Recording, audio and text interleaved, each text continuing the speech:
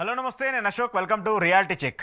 CM Chandrababu Naidu గారు ప్రకాశం జిల్లాలో పర్యటిస్తూ వచ్చారు. ఈరోజు రైతులకు సంబంధించిన వ్యవహారం మీద, రైతు భరోసాకు సంబంధించిన నిధుల మీద కేంద్రానికి సంబంధించి నిధులను కూడా ఈరోజు ప్రధానమంత్రి రిలీజ్ చేస్తున్నటువంటి నేపథ్యంలో రాష్ట్రానికి సంబంధించిన నిధులన్నింటినీ కూడా కలిపి మొదటి విడతగా ఈ ఏడాదికి సంబంధించి రిలీజ్ చేస్తున్నామంటూ కూడా చంద్రబాబు నాయుడు గారు చెప్తున్నారు. కానీ వైసీపీ మాత్రం ఒక ఏడాదిని ఎగ్గొట్టేసి ఈ ఏడాదిలోనే పంచుతామంటే ఎలా? గత ప్రభుత్వానికి సంబంధించి గత ఏడాదికి సంబంధించి మేము ఎలాగైతే ఇస్తూ వచ్చామో గత ఏడాది డబ్బుల్ని కూడా కలిపి ఇవ్వండి, రెండు కలిపి 40,000 రూపాయలని ఈ సంవత్సరం రైతులకి అందజేయండి అంటూ కూడా వైసీపీ మాట్లాడుతూ వస్తుంది. అయితే ఈ యొక్క సమావేశానికి సంబంధించి చంద్రబాబు నాయుడు గారు వెళ్ళినప్పుడు కొంత నోరు జారిన పరిస్థితి కూడా కనిపిస్తుంది. రైతులకు సంబంధించిన భరోసా మేము ఇవ్వము, చంద్రబాబు నాయుడు గారు ఉన్నంత వరకు రైతులకు సంబంధించిన భరోసా అందదంటూ కూడా ఆయన మాట్లాడుతూ వచ్చారు. అంటే టంగ్ స్లిప్ అయి మాట్లాడారా, లేదంటే ఆయన ఎందుకు అలా మాట్లాడారు అనేది కూడా ఇప్పుడు పెద్ద ఎత్తున చర్చనీయాంశంగా మారుతుంది. మరోవైపు తెలంగాణకి సంబంధించి ఆంధ్రప్రదేశ్ సంబంధించి బనకచెర్ల వ్యవహారం మీద పెద్ద ఎత్తున చర్చ కొనసాగుతుంది. ఆంధ్రప్రదేశ్ సంబంధించి బనకచెర్లని ఖచ్చితంగా మాకు రావాల్సినటువంటి నీటి వాటా ఏదైతే ఉందో, అలాగే సముద్రంలో కలిసేటువంటి మిగులు జలాలకు సంబంధించిన అంశం ఏదైతే ఉందో వాటి మీద మేము బనకచెర్లని కట్టి తీరుతామంటూ కూడా ఏపీ ప్రభుత్వం చెప్తుంటే, దాని మీద మాత్రము తెలంగాణకి సంబంధించిన మంత్రులు కావచ్చు, బీఆర్ఎస్ పార్టీ కావచ్చు పెద్ద ఎత్తున విమర్శలు చేస్తుంది. దీనికి లోకేష్కి అలాగే హరీష్ రావుకి మధ్య కూడా పెద్ద ఎత్తున మాటల యుద్ధం జరిగినటువంటి పరిస్థితిని కూడా మనం చూస్తూ వచ్చాం. ఏపీ రాజకీయాల గురించి అలాగే దేశ రాజకీయాల గురించి ఈరోజు ఇంటర్వ్యూలో మాట్లాడదాం. ఇంటర్వ్యూలో నాతో పాటు పార్టిసిపేట్ చేస్తున్నారు అనలిస్ట్ పురుషోత్తం రెడ్డి గారు. పురుషోత్తం రెడ్డి గారు నమస్తే. నమస్తే అశోక్ గారు. సో ఈరోజు చంద్రబాబు నాయుడు గారు ప్రకాశం జిల్లా పర్యటనలో ఉన్నారు. ఆయన రైతులకు సంబంధించి రైతు భరోసా కార్యక్రమం ఇటు కేంద్రానికి సంబంధించి కావచ్చు, రాష్ట్రానికి సంబంధించి కావచ్చు, ఇస్తామన్నటువంటి నిధులకు సంబంధించి మొదటి విడత 7,000 రూపాయలు మేము అందజేస్తామని చెప్పేసి కూడా ఈ రోజున ప్రకటన చేస్తూ వచ్చారు. ఈరోజు అంటే ప్రభుత్వానికి సంబంధించి కొన్ని కార్యక్రమాలు కూడా జరుగుతూ వచ్చాయి. కానీ చంద్రబాబు నాయుడు గారు ఆ కార్యక్రమాల్లో కొంత నోరు జారి ఆయన మరి తప్పుగా మాట్లాడారా, లేదంటే బై ఫ్లోలో మాట్లాడారో తెలియదు, కానీ నేను రైతు భరోసా ఇవ్వను, ఇచ్చే పరిస్థితులు కూడా ఉండవంటూ కూడా మాట్లాడుతూ వచ్చారు. ఏం చెప్తారు?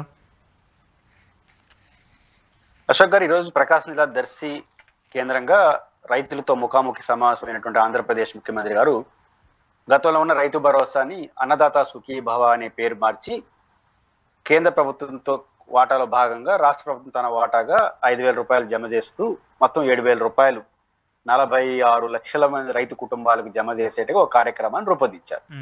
మొట్టమొదటిగా అంతవరకు సంతోషం. ఎంతమందికి రైతులకు ఉపయోగపడినా ప్రభుత్వ చర్యల్ని ఆహ్వానించదగ్గ పరిణామం. ఇది ఎన్నికల్లో చంద్రబాబు గారు ఇచ్చిన అత్యంత కీలకమైన హామీలో ఇదొకటి. అయితే ఈ హామీల పట్ల అధికార ప్రతిపక్షాల మధ్య ఉన్నటువంటి వివాదం కూడా చూడాలి. ఈ విషయంలో ప్రతిపక్షంగా వైఎస్ఆర్ కాంగ్రెస్ పార్టీ అడిగే ప్రతి ప్రశ్న కూడా తెలుగుదేశం పార్టీ సమాధానం చెప్పక తప్పదు. పోలిక ఉంది కాబట్టి, ఎన్నికల్లో దీనిపైన వివాదం నడిచింది కాబట్టి. గతంలో జగన్మోహన్ రెడ్డి గారు ఈ పథకాన్ని అమలు చేయడానికి చంద్రబాబు నాయుడు గారు ఇచ్చిన అమలు పథకంలో వచ్చే వ్యత్యాసాన్ని కూడా చూడాలి. ఈరోజు నేను ఇంటర్వ్యూ చేసే సమయానికే 2,000 రూపాయలు కేంద్ర ప్రభుత్వం యొక్క అమౌంట్ పడిపోయింది రైతుల ఖాతాలో, 46 లక్షల రైతుల ఖాతాలో. అయితే ఆంధ్రప్రదేశ్ ఇచ్చిన 5,000 రూపాయలు ఇంకా పడలా. అంటే యాడింగ్ ఇంకొక 5,000 పడాలి కదా, చంద్రబాబు గారు లాంచ్ చేశారు కదా. డబ్బులు అడ్జస్ట్మెంట్ ఏమైనా కొంత అటు ఇటు అవుతుందా, రేపు మార్నింగ్ వేస్తారు, ఎల్లుండే తెలియదు.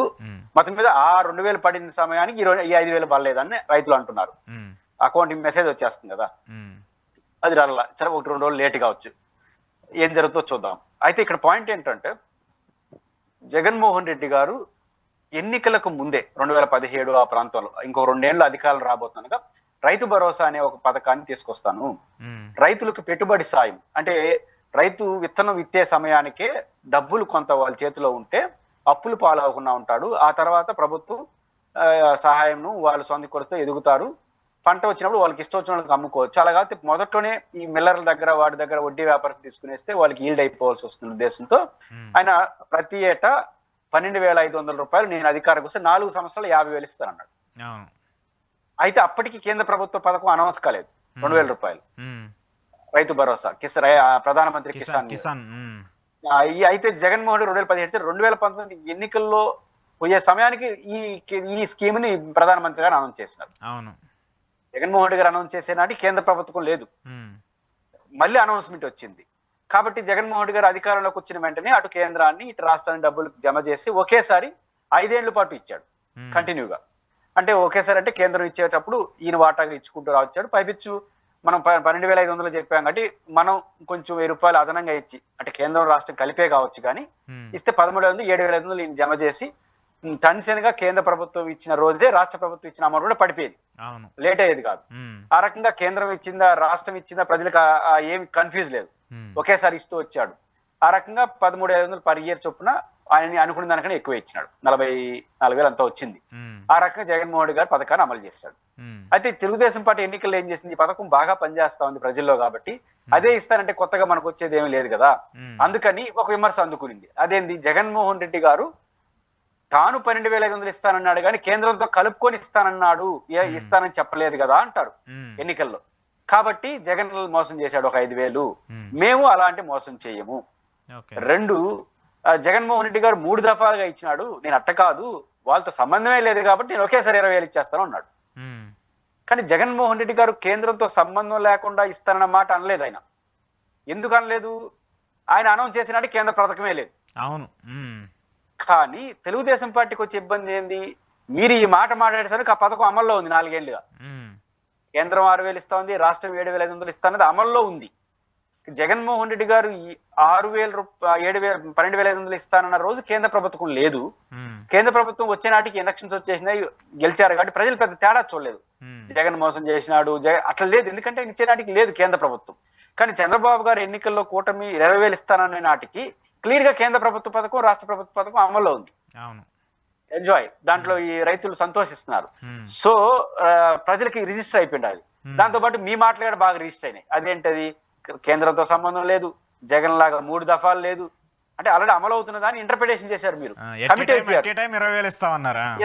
అందువల్ల ఇప్పుడు పైపిచ్చి రావడం 1 year అమలు చేయలేదు. పైపిచ్చి కొత్త పథకం అశోక్ గారు, ఇప్పుడు ఆడబిడ్డ అనేది లేదా రైతు ఏమంటారు గ్యాస్ బండ ప్రోగ్రామ్, లేదా ఉచిత బస్సు, లేదా స్కిల్ డెవలప్మెంట్ అప్పగించినటువంటి నిరుద్యోగం, ఇవి కొత్త పథకాలు కాబట్టి అమల్లో కొంచెం 6 నెలల సంవత్సరం తీసుకుంటే ఒప్పుకుంటాను. బట్ ఇది ఆల్రెడీ ఆన్ గోయింగ్ ప్రాజెక్ట్, మీరు ఆన్లైన్ లో డబ్బులు వేయడమే. మరి 5 ఏళ్ళు కొనసాగుతున్న దాన్ని మీరు 1 year ఆపేస్తే ఆ మేరకు మీరు ప్రజలు నష్టపోయినట్టే కదా. మీరు 14,000 ఇస్తారన్నారు, 14,000 నష్టపోయినట్టే కదా ప్రతి రైతు 1 year.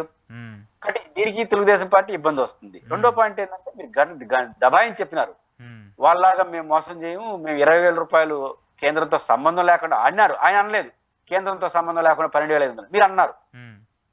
రెండోది ఒకేసారి ఇచ్చేస్తున్నారు. ఈ 2 బలహీనతలు. అందువల్ల మీరు చూడండి, దర్శి కార్యక్రమంలో చంద్రబాబు గారు రైతు భరోసా గురించి ఎక్కువ మాట్లాడాల. పోయిన ప్రోగ్రామ్ ఏంది, అన్నదాత సుఖీభవ, దాని గురించి కానీ ఇతర విషయాలు ఎక్కువ మాట్లాడినారు. రైతులతో ముడిపడిన విషయాలు మంచి విషయాలు, ఆయన చెడ్డ విషయాలు మాట్లాడాల. బట్ మీరు పోయిన కార్యక్రమం ఏంది, అన్నదాత సుఖీ, దాన్ని ఎందుకు లేదంటే ఈ కొంచెం బలహీనత ఆయన కనపడతా ఉంది. పైపిచ్చు చెప్పాడు, పక్క రాష్ట్రం ఏం చేస్తాం తమ్ముళ్ళరా, ఇది ఎవరిచ్చారు, అది ఎవరిచ్చారు, జగన్ ఇలా చేశాడు. కానీ రైతు భరోసా నాకన్నా జగన్ బాగా చేసినాడా, లేకపోతే జగన్ కన్నా నేను బాగా చేసినాడు మాట అనలేదు. అంటే ఆ ఇబ్బంది, ఆ ఇన్కన్వీనియన్స్ ఆయన కనపడింది, ఆయన మాటల్లో అవన్నింటిలో తడబాటు కనపడింది. ఆ తడబాటులో టంగ్ స్లిప్ లో నేనున్నంత వరకు మీకు రైతు భరోసా ఉండదని చెప్పేసినాడు. అంటే నేనున్నంత వరకు మీకు రైతు కష్టాలు ఉండవు అని చెప్పబోయి రైతు భరోసానే ఉండదని చెప్పేసి, రైతు భరోసా అంటే ఆయనకి జగన్ గుర్తు వస్తాడు కాబట్టి అది మీకు లేదని చెప్పేసినాడు. కాబట్టి చంద్రబాబు నాయుడు గారు ఈ మొత్తం కార్యక్రమంలో ఆ రైతు భరోసా, దాని కొనసాగింపుగా అన్నదాత సుఖీభావ అనేది గత ప్రభుత్వాన్ని ఎప్పుడు చంద్రబాబు గారు ఎప్పుడు కూడా గత ప్రభుత్వాన్ని పోల్చుకుంటాడు, మంచికైనా చెడ్డకైనా పోల్చుకొని వాళ్ళని విమర్శిస్తా, వాళ్ళకైనా నేను బెటర్ అంటాడు. ఇక్కడ కూడా అన్నదాత సుఖీభావ విషయంలో నేను బెటర్ అని చెప్పడానికి ఆసక్తి ఉంది, కానీ పరిస్థితి అనుకూలించాల. వాళ్ళు అడుగుతారు కదా, వాళ్ళు కప్పిన జనాలు బలి ఇచ్చిన వాళ్ళు మొదటి సమస్య లేదు, కేంద్రంతో ఆ రోజు ఏం చెప్పినా అవన్నీ వస్తాయి కాబట్టి ఆ స్లంగి స్లిప్ అయ్యి రైతు భరోసా అంటే జగన్ అని గుర్తొచ్చేసి ఆయన విమర్శించే క్రమంలో ఆయనది నేను ఈయనని చెప్పినట్టుగా ఉంది ఆ వ్యవహారం. కాబట్టి రైతు భరోసా అనేది పథకం కాదు, రైతు భరోసా అనేది ప్రభుత్వం ఇచ్చే ఒక అస్యూరెన్స్. అంటే అక్కడ టంగ్ స్లిప్ తప్ప ఆయనకి ఆయన అన్న మాటలు కాదు, ఆ టంగ్ స్లిప్ దీనికి బాగా మ్యాచ్ అయింది. వైసీపీ వాళ్ళు తెలుసు, వైసీపీ వాళ్ళు ఇంకా దాన్ని ఎలా ప్రచారం చేయాలో దాని గురించి క్వశ్చన్ చేస్తారు కదా. తెలుగుదేశం పార్టీ వాళ్ళకి తోల్చుకుంటే వీళ్ళే గడ తక్కువేం కాదు. దీనికి తెలుసా పైపించి వాళ్ళకి రైట్ గడ ఉంది కదా, మమ్మల్ని అన్న అంటున్నాం అని అంటారు. ఖచ్చితంగా ఇది బాగా ట్రోల్ అవుతుంది కొంతకాలం పాటు. ఓకే. కానీ ఇంకో ఒక పాయింట్ మీరు చెప్పినట్టు వ్యాలిటీ అంటే నాకు అనిపించింది ఏంటంటే, మెయిన్గా ప్రతి రైతుకు కూడా ఈ పంట విత్తే టైంకి ఎంతో కొంత ఆర్థికంగా కొన్ని ఇబ్బందులు ఉంటాయి, వాళ్ళకి ఎంతో కొంత అవసరం ఉంటుంది. జగన్మోహన్ రెడ్డి మనకు ప్రతి ఏడాది 14,000 15,000 ఇస్తూ వచ్చాడు కదా. ఈసారి చంద్రబాబు నాయుడు గారు వస్తే 20,000 ఎట్ ఏ టైం మనకు వస్తే ఆ 20,000తో కౌలు కట్టుకోవటమో, లేదంటే ఎరువులు తెచ్చుకోవటమో, విత్తనాలు తెచ్చుకునే వాళ్ళకంటూ కూడా ఇది వాళ్ళు ముందుగానే ప్లాన్ చేసుకుంటూ ఉంటారు కదా. కానీ ఇప్పటి వరకు కేంద్ర కేంద్ర ప్రభుత్వం ఇచ్చినటువంటి 2,000 బండి 5,000 ఎప్పుడు పడతాయో తెలియదు, మిగతా 2 విడతలు ఎప్పుడు రిలీజ్ చేస్తారో తెలియదు. ఈ పరిణామాలన్నీ జరుగుతూ ఉన్నప్పుడు ఒక రైతుకి ఒక సంవత్సరానికి 20,000 లాస్ అయ్యాడంటే ఖచ్చితంగా ఆ బాధ రైతుకు ఉంటుంది కదా. ఖచ్చితంగా రైతుకు ఆశ కలిపింది, బాధ వచ్చింది. పైపించు ఈ కాలంలో 1 year లో గిట్టుబాటు ధర చాలా సీరియస్ గా ముందుకు వచ్చింది. కాటన్ కావచ్చు, అదేవిధంగా మిర్చి కావచ్చు, మా జిల్లాలో మామిడి కావచ్చు, గిట్టుబాటు ధర సమస్య కూడా వచ్చింది. వరి ధాన్యాల అమ్మకంలో కావచ్చు, కళ్ళ నుంచి కొంచెం ఇబ్బంది. ఆ ఇబ్బంది అప్పుడు ఇవన్నీ గుర్తు వస్తూ ఉంటాయి. ఆ 20,000 తోడైంటే వేడి నీళ్ళకి మంచి నీళ్ళలాగా తోడైంటే. రెండోది, ఇక్కడ ఒక ప్రాబ్లం ఉంది. జగన్ గారు అధికారంలో ఉన్నప్పుడు 53 లక్షల మందికి అనుకుంటారు ఈ పథకం అమల్లో అయింది. ఈ ప్రభుత్వం రకరకాల ఈక్వేషన్స్ చూసుకుని 46 లక్షలకు చేసింది. వాస్తవానికి అశోక్ గారు 41 లక్షలే కేంద్ర ప్రభుత్వం ఈ పథకాన్ని ఇస్తా ఉంది. 41 లక్షలు. జగన్ గారు దాని 53 లక్షలు అంటే ఇంకొక 11 లక్షలు, 52 లక్షలు అనుకుంటాను. 11 లక్షలు జగన్ గారు సొంతంగా ఇచ్చాడు.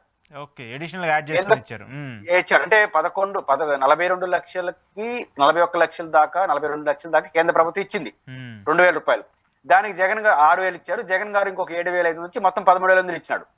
అదనంగా కౌలు రైతులు కావచ్చు, దాంట్లో కవర్ గానోళ్ళు, కేంద్ర ప్రభుత్వ పథకంలో కవర్ గానోళ్ళు ఇంకో 11 లక్షల మంది గుర్తించి వాళ్ళకి జగన్ గారు 13,50,000 ఇచ్చాడు.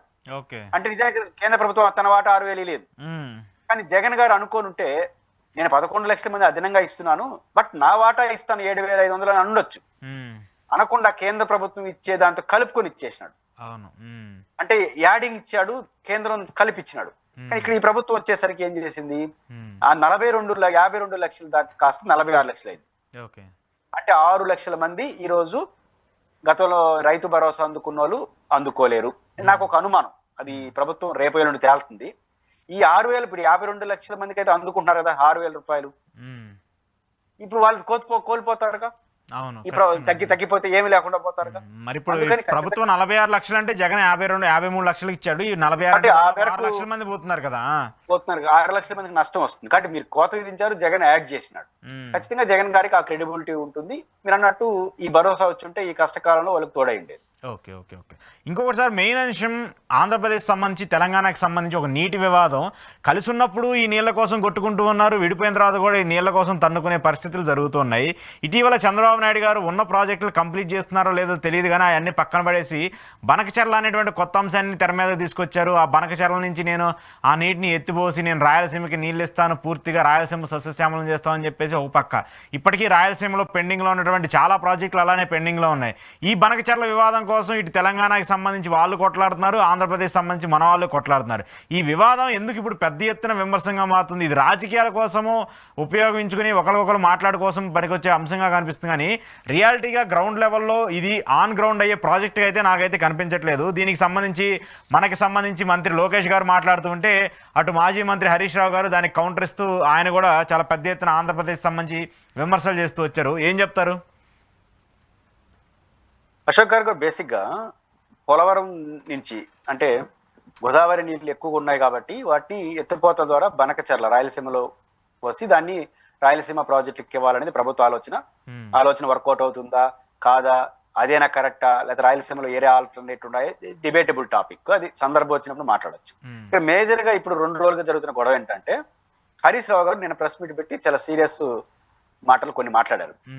అంటే మన లోకేష్ గారు అన్న మాట ఏంటంటే 600 అయినా 106 అయినా మేము బనకచెర్లను కట్టి తీరుతాం, అనుమతులు తీసుకొస్తాం, ఎవరు అడ్డుకున్న నిలపం ఖచ్చితంగా కడతాము అనేది ఒక పాయింట్ చెప్పాడు. రెండో, తెలంగాణ వాళ్ళ అభ్యంతరాలను దృష్టిలో పెట్టుకొని మేమేమైనా కాళేశ్వరం నుంచి చిల్లు పెట్టుకొని నీళ్లు తీసుకొస్తున్నామా, మా రాష్ట్ర ప్రాజెక్టులు కట్టుకుంటాం, 2 తీవ్రమైన మాటలు లోకేష్ గారు మాట్లాడారు.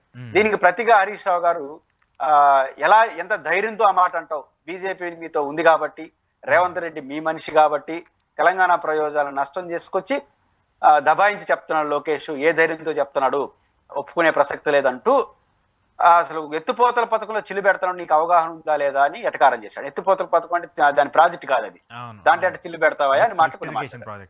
అయితే ఈ పాయింట్ ఆఫ్ వ్యూలో లోకేష్ గారికి హరీష్ రావు గారికి జరిగిన వాదంలో నేను ఖచ్చితంగా లోకేష్ గారు చెప్పింది పర్ఫెక్ట్లీ కరెక్ట్ అంటున్నాను, ఆహ్వానిస్తున్నాను. 2, హరీష్ రావు గారు ప్రాంతాన్ని రెచ్చగొట్టే రాజకీయాలు చేస్తున్నాడు మాత్రం అనవసరం వివాదాలు సృష్టిస్తని చెప్పగలను. ఎందుకంటానంటే ఫస్ట్ పాయింట్ లోకేష్ గారు అన్న మాట చూసుకోండి, నెంబర్ 1 లోకేష్ గారు ఏమన్నారు? అనుమతులు తీసుకొచ్చి మేము ప్రాజెక్ట్ కట్టి తీరుతాము అన్నాడు. ఏ రాష్ట్రానికి మంత్రి అయినా, ఏ రాష్ట్ర ప్రభుత్వం అయినా మేము అనుకూలం తీసుకొచ్చి ప్రాజెక్ట్ కడతామంటారా, కట్టమంటారా? అది వాళ్ళ బాధ్యత అని చెప్పారు. 2, మేము మీ ప్రాజెక్టుకి బొక్క పెట్టి తీసుకురాము అని చెప్పి, చిల్లు పెట్టి తీసుకురాము అన్నారు.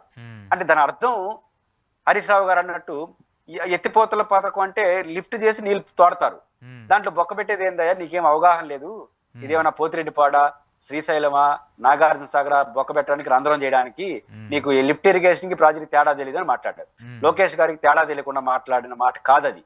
అంటే శ్రీశైలం అయితే 2 ఉమ్మడి రాష్ట్రంలో ప్రాజెక్టులు అయితే బొక్కలు పెట్టుకోవచ్చా?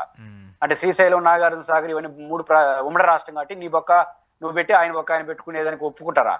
అంటే ఆయన చెప్పే వాదన కరెక్ట్ అయితే, రెండో పాయింట్ ఏంటంటే లోకేష్ గారి కాన్సెప్ట్ మీ ప్రాంతం నుంచి మేము నీళ్లు తీసుకోవట్లేదు, మా ప్రాజెక్టు మేము కట్టుకుంటున్నాము అన్నాడు. దానికి వేరే వేరే అర్థాలు అతి తెలివితేటలు ప్రదర్శిస్తే లాభం లేదు. రెండో అంశం అశోక్ గారు ఇక్కడ బేసిక్ గా నీకు అనుమతి, రెండోది హరీష్ రావు గారు ఏమంటారంటే నీళ్ళు ఎక్కడున్నాయి లోకేష్ గారు మీరు ప్రాజెక్టు కట్టడానికి అంటారు. ఇదే హరీష్ రావు గారు మొన్న ఏమన్నాడు? మిగులు జలాల మీద ఆధారపడి ప్రాజెక్టు కట్టుకుంటామని లోకేష్ గారు అన్నారు. మిగులు జలాలు ఏడున్నాయి లోకేష్ గారు, సిడబ్ల్యూసీ యాడ్ చెప్పింది, నువ్వు యాడ్ చెప్పావు అని మాట్లాడుతున్నాడు. ఇదే హరీష్ రావు గారు కొన్ని వారాల క్రితం 3000 టీఎంసీలు నీళ్లు, గోదావరి నీళ్లు సముద్రంలో కలిసిపోతున్నాయి, ఈ మిగులు ఈ వరద జలాల్లో కూడా సింహభాగం తెలంగాణకు వాటా రావాలి అని అన్నాడు. మరి అప్పుడు 3000 టీఎంసీ దాని నుంచి వచ్చినాయి, ఇప్పుడు లేవంటున్నావే అంటే ఏడున్నాయి నీళ్ళు లోకేషన్ అంటే అప్పుడు ఏడున్నాయి లోకేషన్ తెలియకుండానే మీరు 3000 టీఎంసీలు ఉన్నాయని చెప్పారా, తెలంగాణ వాటా అడిగారా? అసలు జరిగింది ఏంటంటే అశోక్ గారు బేసిక్ గా తెలంగాణ గోదావరి నది మహారాష్ట్ర, కర్ణాటక, ఒడిశా అండ్ ఛత్తీస్గఢ్, తెలంగాణ అండ్ ఆంధ్రప్రదేశ్ ఉండగా సముద్రంలో కలుస్తుంది. మొత్తం సెంట్రల్ వాటర్ కమిషన్ 3400 టీఎంసీలు నికర జలాల వాటా ఉంటుంది, నికరంగా లభ్యత ఉంటుంది, నీటి లభ్యతను అంచనా వేసుకొని ఈ 6 రాష్ట్రాలకు నేను చెప్పిన రాష్ట్రాలకి పంపకాలు చేసేసింది. కానీ నీటి ప్రవాహం సందర్భాన్ని బట్టి 4500 టీఎంసీలు ఉంటుంది. అంటే 1100 టీఎంసీల నీళ్లు సముద్రంలో కలిసి అంటే మిగులు ఉండొచ్చు ఒక అసెస్మెంట్ వేసింది. ఇప్పుడు ఆచరణలో 3000 టీఎంసీలు కలిసిపోతున్నాయని రాష్ట్రాలు మాట్లాడుతున్నాయి. అది నిజమే. ఎందుకు వచ్చింది ఈ పరిస్థితి అంటే ఇప్పుడు ఉదాహరణకు తెలంగాణకు, ఆంధ్రప్రదేశ్ కి 1470 టీఎంసీలు నికర జలాల వాటా ఉంది తెలంగాణ, ఆంధ్రప్రదేశ్. దీంట్లో 400 టీఎంసీలు కూడా 2 రాష్ట్రాలు వాడుకోవట్లేదు ప్రాజెక్టులు కట్టి. అప్పుడు ఈ 1000 టీఎంసీలు దాంట్లో కలిసిపోతాయి సముద్రంలో, నువ్వు వాడకపోతే సముద్రంలోకి వెళ్ళిపోతాయి. కాబట్టి ఇప్పుడు 3500 టీఎంసీలు ఎవరికైతే 400 టీఎంసీలు ఎవరికైతే రాష్ట్రాలకి వాళ్ళు వాడుకోవట్లేదు కాబట్టి సముద్రంలో కలిసి అది మిగులు జలాలు కాదు, వాడుకుంటే రేపు ఆగిపోతాయి. కాబట్టి 3000 టీఎంసీ అనేది మెద్ద 1100 టీఎంసీ ఉండొచ్చు, అది కూడా అన్ని రాష్ట్రాలకు వస్తాయి, నీకు ఒకటికే రాదు. రెండోది ఆంధ్రప్రదేశ్కి హక్కు లేదా? మనకు 1470 టీఎంసీలో 900 టీఎంసీలు తెలంగాణకు వాటా ఉంటే దాదాపు 500 టీఎంసీలు ఆంధ్రప్రదేశ్ వాటా ఉంది. దీంట్లో పోలవరం ద్వారా ఉభయ తెలుగు ఉభయ రాష్ట్రాలు కుడి కాలం ఎడమ కాలకు పర్ డే 1.5 టీఎంసీ చొప్పున 220 రోజులు ప్రవాహం ఉంటుంది కాబట్టి 360 టీఎంసీలు వాడుకునేట్టుగా డిజైన్ చేసినారు పోలవరం. ఇంకా మనకి ఎంత ఉంది? నికర జలాలే ఇంకొక 105 టీఎంసీలు అదనంగా మిగులు జలాలు మనకు వస్తాయి. అలాంటప్పుడు ఇక్కడ బనకచెల ప్రాజెక్టుకి కట్టుకుంటే మీకేంటి అభ్యంతరం? రెండో పాయింట్, కేంద్రం అనుమతులు ఎందుకు లేదని హరీష్ రావు అంటారు. ఏ ప్రాజెక్టుకి మొదట అనుమతులు ఎవరు? ఎందుకంటే ఆంధ్రప్రదేశ్ గుండు గుర్తుకు 500 టీఎంసీలు ఉన్నాయి కానీ ప్రాజెక్ట్ వైడ్ గా అలికేషన్స్ లేవు. ప్రాజెక్ట్ వైడ్ గా అలికేషన్స్, ఆ తర్వాత ట్రిబ్యునల్స్ పర్మిషన్స్, తర్వాత పర్యావరణ ఇవన్నీ తీసుకుంటే అప్పుడు కేంద్ర ప్రభుత్వం అనుమతిస్తుంది. అంతవరకు అనుమతి ఇవ్వదు, తిప్పి పంపిస్తుంది. మీరు తిరస్కరించేశారని మాట్లాడుతున్నాడు. కాబట్టి హరీష్ రావుది పూర్తిగా తెలంగాణ ప్రజలు రెచ్చగొట్టే రాజకీయం. ఖచ్చితంగా లోకేష్ గారు మాట్లాడింది అబ్సల్యూట్లీ కరెక్ట్. ఈ విషయంలో లోకేష్ గారిని విమర్శించే నైతిక అర్హత అయితే హరీష్ రావుకు ఉంటుందని నేను అనుకోవట్లేదు. ఓకే. సో ఇది కేవలం రాష్ట్రాల మధ్య చిచ్చు పెట్టో లేదంటే ఈ వాటర్ ఇష్యూని తీసుకురావడానికి అవసరమే జరుగుతుంది. అబ్సల్యూట్లీగా తెలంగాణలో వాటర్ కి అన్యాయం జరిగిందనే నిజం కదా, దాన్ని దేనైనా ముడిపెట్టేస్తున్నారు. తెలంగాణలో 900 టీఎంసీ నికర జలాలు ఉన్నాయి గోదావరి పైన, మీరు 200-300 టీఎంసీ కూడా వాడుకోవట్లేదు. ఇంకొక 600 టీఎంసీకి ఇంకొక 6 ప్రాజెక్టులు కట్టుకోండి. నికర జలాలపైన ప్రాజెక్టు కట్టుకోవడం మానేసి మిగులు జలాల కోసం కొట్లాడుతున్నాం అంటున్నారు. అది ఇది ప్రాంతాల మధ్య రెచ్చగొట్టడం కోసం కాబట్టి ఏమంటారు. కాబట్టి హరీష్ రావు గారు చెప్పింది కంప్లీట్లీ రాంగ్, ఓకే లోకేష్ గారు చెప్పింది absolutely correct. Okay okay sir, ఇంకొక కీలక విషయం సార్, గత 2-3 రోజులుగా సిట్కి సంబంధించి లిక్కర్ కేసుకు సంబంధించి ఒక 11 కోట్లు దొరికాయి. అది పెద్ద ఎత్తున విమర్శ వస్తున్నాయి. అవన్నీ కూడా రాజ్ కసిరెడ్డికి సంబంధించిన బినామీకి సంబంధించిన ఫామ్ హౌస్లో దొరికాయంటూ కూడా పెద్ద ఎత్తున చర్చ అవుతుంది. అయితే నిన్న ఏసీబీ కోర్టులో రాజ్ కసిరెడ్డి ఆరోపణలు ఏంటంటే ఆ 11 కోట్లు అవి కాదు, కానీ మీడియా కావచ్చు సిట్ కావచ్చు నావని చెప్తుంది. ఒకవేళ మీరు విచారించండి, ఆ డబ్బులన్నింటినీ కూడా ఆ బార్ నెంబర్ పెట్టో లేదంటే నెంబర్ని పెట్టి చెక్ చేసి ఫోటోలు తీసి మొత్తం చెక్ చేయండి, అవి నావి కాదని చెప్పేసి ఆయన గట్టిగా మాట్లాడుతూ వచ్చారు. ఈరోజు కూడా ఆయన తరపు లాయర్లు కోర్టులో ఒక పిటిషన్ కూడా దాఖలు చేశారు. మొన్నటిదాకా ఆయనవి ఆ డబ్బులు ఎన్ని కూడా లిక్కర్ కేసులో లిక్కర్కి సంబంధించి దోచేసినవి, ఎన్నికల్లో పంచగా మిగిలిన డబ్బులను అక్కడ దాచిపెట్టారంటూ కూడా ఒక ప్రచారం జరిగిన నేపథ్యంలో ఇప్పుడు ఒక కొత్త ట్విస్ట్ తీసుకొని అది సిట్టు మెడకే చుట్టుకునే ప్రయత్నం కనిపిస్తుంది. ఏం చెప్తారు? ప్రతి ఒక కోతవన్ రాష్ట్ర దురదృష్టకరం ఏంటంటే ముఖ్యంగా కొన్ని మీడియా సంస్థలు, కొంతమంది సోషల్ మీడియాలో యాక్టివ్ ఉండే అత్యుత్సాహపరులు ఎక్కడేం జరిగినా దానికి తమ అనుకున్న వాళ్ళకి కంటగట్టేది. ఎక్కడన్నా కానీ మీరు హైదరాబాద్ లోనే ఒకసారి 1000 కోట్లు ఏదో పాత నోట్లు, అది నోట్ల రద్దు మార్పిడప్పుడు అవును మార్పిడి 1000 కోట్లు 10,000 కోట్లు మార్చుకునేసినారని ఒక వార్త. అది నిజం కూడా కాదని తెలిసింది. మళ్ళీ ఆ 10,000 కోట్లు ఊరుంటే జగన్ అని చెప్పేశారు, మొత్తం లోటస్ పాంట్ లో పెట్టేస్తారు అని చెప్పారు. కాబట్టి పాయింట్ ఏంటంటే ఇప్పుడు దొరికిన డబ్బులు ఫామ్ హౌస్ అంటున్నారు. ఫామ్ హౌస్ ఎల్లైదా పుల్లైదా కసిరెడ్డిది అయితే కాదు అంటున్నారు. నాకు తెలియదు ఆ విషయం. బట్ ఆయన బినామీ, సరే బినామీ అనే దానికి ఏం ఆధారం ఉండదు. సరే సమ్ ఎక్స్ అశోక్ గారిది అనేది ఫామ్ హౌస్ దొరికింది అనుకోండి. ఇప్పుడు అశోక్ అని ఆయన 11 కోట్లు నావి అంటే అప్పుడు ఈ ఐటీ డిపార్ట్మెంట్ ఏం చేస్తే నీకు యాడ్ నుంచి వచ్చాయా 11 కోట్లు అని అడుగుతారు అంతే. ఆ డబ్బుల్లో ఇది లిక్కర్ నుంచి వచ్చిన పైన రాసుంటారా? కాబట్టి 11 కోట్లు ఏదైతే లిక్విడ్ ఉందో, డబ్బు క్యాష్ ఉందో, ఆ క్యాష్ అన్నది క్యాష్ నిజంగా ఉంటే అది ఉందో లేదో మనకు తెలియదు. ఆ 11 కోట్లు అనేది దొరికిన వ్యక్తి యొక్క నాదంటున్నాడా పారిపోయినాడా? మీరు ఫామ్ హౌస్ లో దొరికింది అంటున్నాడు. ఫస్ట్ మీరు ఏం చేయాలి? ఫామ్ హౌస్ అని నోటీసులు ఇవ్వాలి. ఈ 11 కోట్లు ఇటు దొరికే నీదా అని అడగాలి. నాదే అని అడిగినాడు అనుకో, నాది అంటే ఆధారాలు చూపాయా నీ 11 కోట్లు యాడ్ నుంచి వచ్చినా అడుగుతారు. మీరు ఆధారాలు చూపితే నమస్కారం పెట్టి పోవాల్సింది, దానికైనా ట్యాక్స్ కట్టకపోతే ట్యాక్స్ కట్టించుకోవాలి. కానీ ఈ పని చేయకుండా ఈ పని చేసే క్రమంలో దొరికిన ఫామ్ హౌస్ అయినా నాది కసిరెడ్డి అని చెప్తే అప్పుడు కసిరెడ్డిని విచారించి చెయ్యొచ్చు, లింక్ దానికి లింక్ పెట్టచ్చు. కానీ ఏ ఫామ్ హౌస్ అయితే కసిరెడ్డి అయితే కసిరెడ్డినే విచారించవచ్చు మీదే అనేసి. కానీ ఆ ఫామ్ హౌస్ ఏరే వాళ్ళది అయినప్పుడు ఆ ఫామ్ హౌస్ ఓనర్ కదా ఫస్ట్ అడగాలి, 11 కోట్లు ఎవరిదని. ఆయన నాది అంటున్నాడు, లేదు అసలు 11 కోట్లు దొరికేది కూడా మనకు తెలియదు. రెండోది ఇది ఇప్పుడు 2004 అని ఒక ఆయన అంటారు, 2014 ఆయన అంటాడు, ఏం అర్థం కూడా కాదు.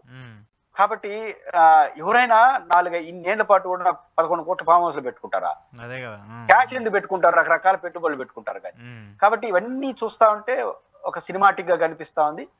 బహుశా కసిరెడ్డి గారిది కాదని నమ్మకం ఆయనకు ఉంది కాబట్టి కోర్టులో పిటిషన్ వేసి కొన్ని పత్రికలు ఇవన్నీ రాసినప్పుడు కోర్టు ఖచ్చితంగా జోక్యం చేసుకుని ఆగ్రహం వ్యక్తం చేసింది అనుకోండి, ఖచ్చితంగా ఈ వార్తలకు విలువ ఉండదు. కానీ ఇక్కడ ఏమవుతుందంటే జగన్మోహన్ రెడ్డి గారిని అరెస్ట్ కన్నా జగన్మోహన్ రెడ్డి గారిని అరెస్ట్ చేయబోతాం అనే ప్రచారం పేరుతో ఈ ప్రచారం ఎక్కువ చేసేస్తున్నారు. ఆడ దొరికింది, ఇదిగో అరెస్టు, కసిరెడ్డి అరెస్ట్ అయినాడు, వెంటనే జగన్ అరెస్టు. ఆ తర్వాత ఆయన ఎవరో one of the person arrest అయినాడు, వెంటనే జగన్ అరెస్ట్ అయిపోతాడు.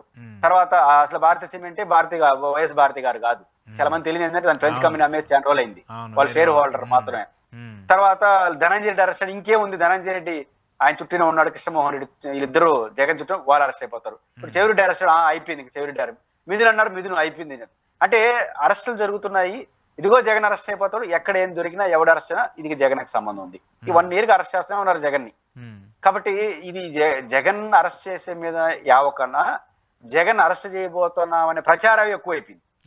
అంటే 11 కోట్ల ఏడాది దొరికింది అంటున్నారు, వెంటనే దాన్ని కసిరెడ్డికి డైరెక్ట్ జగన్ కి ఇమ్మని చెప్పాడు. కాబట్టి ఇవన్నీ ప్రచారంలో భాగం చేస్తున్నారు. ఇది పెద్ద ప్రయోజనం కాదు. ఖచ్చితంగా ఇది కానీ సిట్ చేస్తుంటే వాళ్ళు అనవసరంగా ఇబ్బంది పడతారు. ఓకే ఓకే ఓకే సరే, కంక్లూడ్ చేస్తూ చివరగా ఈరోజు ఇండియా కూటమికి సంబంధించి కాంగ్రెస్ పార్టీకి సంబంధించిన కీలక నేత రాహుల్ గాంధీ గారు కొన్ని కీలక వ్యాఖ్యలు చేశారు సార్. ఆయన ఈరోజు పార్టీకి సంబంధించిన వ్యవహారంలో మాట్లాడుతూ ఎన్నికల కమిషన్ మీద తీవ్ర ఎత్తున ఆరోపణలు చేస్తూ వచ్చారు. 2014 నుంచి ఇప్పటి వరకు కూడా ఎన్నికల కమిషన్ నిర్వహించిన ఎన్నికలన్నీ కూడా అబద్ధము, దాంట్లో దొంగ ఓట్లు అంటారా లేదంటే దొంగ ఓటర్ల లిస్ట్ అంటారా, ఈవీఎంలకు సంబంధించిన వ్యవహారం అంటారా, వీటన్నింటినీ కూడా ఆయన మాట్లాడుతూ ఆయన చేసినటువంటి వ్యాఖ్యలు ఏంటంటే చాలామంది స్వతంత్రబద్ధంగా ఉన్నటువంటి సంఘాలకు సంబంధించి సిబిఐ కావచ్చు, ఈడీ కావచ్చు, ఎలక్షన్ కమిషన్ కావచ్చు, వీళ్ళందరూ కూడా రాజకీయ ప్రలోభాలకు, రాజకీయానికి సంబంధించిన అంశాలకు లొంగిపోయి వాళ్ళు ప్రతిపక్ష పార్టీలను ఇబ్బంది పెడుతూ ఉన్నారు. రేపు మేము అధికారంలోకి వచ్చిన తర్వాత వాళ్ళు ఎక్కడ దాక్కున్నా, రిటైర్డ్ అయ్యి బయటికి వెళ్ళిపోయినా కూడా వాళ్ళందరినీ తీసుకొచ్చి న్యాయపరంగా, చట్టపరంగా కోర్టుల ముందు నిలబెడతాము అంటూ కూడా ఆయన మాట్లాడుతూ వచ్చారు. ఆయన డైలాగ్ని ఇప్పుడు గతంలో జగన్మోహన్ రెడ్డి గారు ఇటీవల ఆయన చేసేటువంటి వ్యాఖ్యలు చూసినా కూడా ప్యారలల్ చేసుకుంటూ ఉన్నారు. ప్రతిపక్ష పార్టీలు ఈ మధ్య ఈ స్లోగన్ ఎక్కువగా మాట్లాడుతూ ఉన్నాయి. ఈ స్లోగన్ ఎక్కువగా బయటికి తీసుకొచ్చి అధికారులు సరిగా పనిచేయకపోతే వాళ్ళకి మేము అధికారంలోకి వచ్చిన తర్వాత ఇలాంటి చర్యలే చేస్తామని చెప్పేసి మాట్లాడుతున్నారు. రాహుల్ నోట జగన్ మాట అంటూ కూడా ఒక చర్చ జరుగుతుంది. ఏం చెప్తారు? అంటే ఈరోజు జగన్ మాట్లాడితే రేపు ప్రపంచం దాన్ని అందుకుంటా ఉంది. ఇది ఒక విచిత్రమైన పరిస్థితి. వస్తున్న ప్రపంచం అందుకునింది.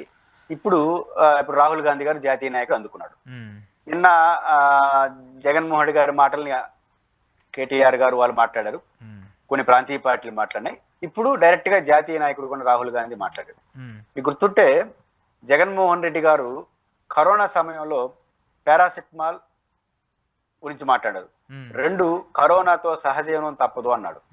అప్పుడు ప్రపంచమే అందుకునింది ఆయన స్లోగన్ ని. కొంచెం యథాలాపంగా ఉంటుంది కానీ అది ఐక్యరాజ్య సమితి కూడా అదే చెప్పించే వరకు. ఆ మాట ఆయన అన్నప్పుడు అందరూ ఆయన ఎలా పడితే అలా తిట్టారు.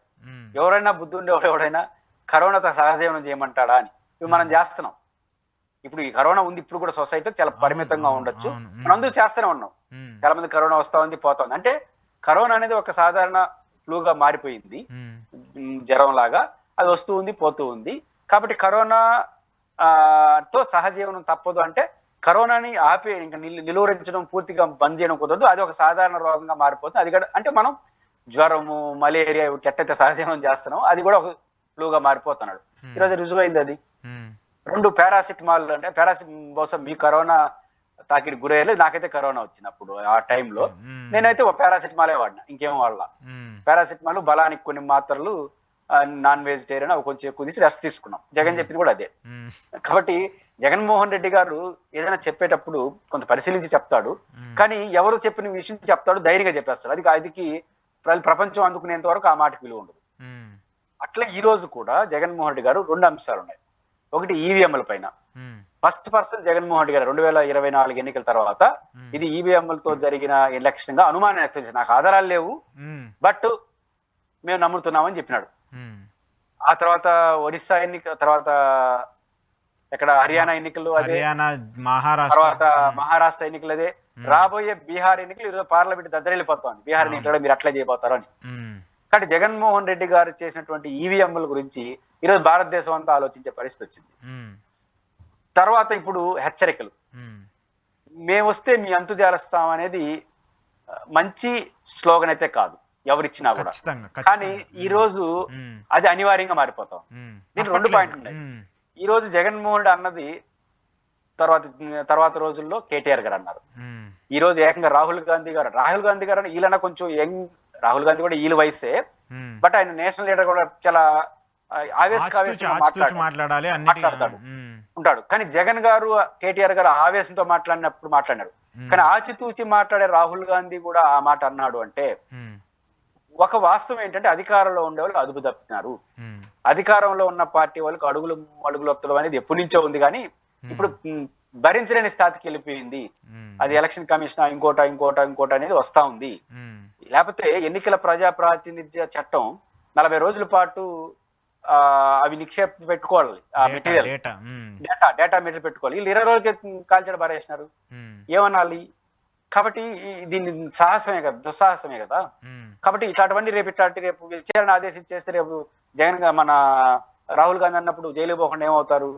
కాబట్టి నెంబర్ 1 హెచ్చరికలు అనివార్యం అవుతా ఉంది. ఈ రోజు కింద స్థాయి నుంచి ఆ రోజు జగన్మోహన్ రెడ్డి గారు మేము వస్తే మేము అంతా చూస్తాం, 7 సముద్రాలు దాటినా చూస్తాం అనే మాట బెదిరింపుగా మారింది. ఈ రోజు ఉందాగా మాట్లాడే రాహుల్ గాంధీ కూడా ఆ మాట అన్నాడంటే అదొక రియాలిటీగా మారుతా ఉంది.